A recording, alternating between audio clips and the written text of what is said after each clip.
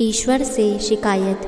एक बार एक किसान हर कभी आने वाले आंधी तूफान, ओलावृष्टि, तेज़ धूप इत्यादि से परेशान हो गया, क्योंकि कभी कभी फसल ज़्यादा खराब हो जाती थी। इसीलिए वह परेशान होकर ईश्वर से शिकायत करने लगा। किसान बोला, आप ईश्वर तो हैं, लेकिन फसल को कब क्या चाहिए इसकी जानकारी नहीं है। जिसकी ज़रूरत भी नहीं होती है वह भी देते रहते हैं। इसीलिए मैं आपसे विनती करता हूँ कि आप मुझे एक मौका दीजिए, मेरे कहे अनुसार मौसम कीजिए, फिर हम सब किसान अन्न के भंडार भर देंगे। ईश्वर मुस्कुराए और बोले, ठीक है, आज से तुम्हारे अनुसार मौसम रखूँगा। किसान खुश हो गया। किसान ने अगली फसल में गेहूं की बुवाई की। उसने जब चाहा तब धूप मिली, उसने जब चाहा पानी मिला। पानी की तो उसने बिल्कुल कमी नहीं आने दी। आंधी, बाढ़ और तेज़ धूप तो उसने आने ही नहीं दी। समय बीतने पर फसल बड़ी हुई। किसान भी बहुत खुश हुआ कि इस बार शानदार फसल दिख रही है। किसान ने मन ही मन सोचा कि ईश्वर को अब पता चलेगा कि अच्छी फसल के लिए क्या क्या ज़रूरी है। किसान फसल काटने के लिए खेत पहुंचा।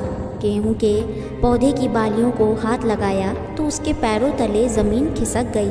उसने देखा कि किसी भी पौधे की बालियों में एक भी दाना नहीं था। किसान दुखी हो गया और बोला, हे ईश्वर, ऐसा क्यों हुआ?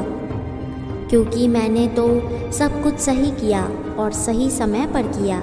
इस पर ईश्वर बोले, हे प्रिय किसान, ऐसा तो होना ही था, क्योंकि तुमने इन पौधों को बिल्कुल भी संघर्ष नहीं करने दिया।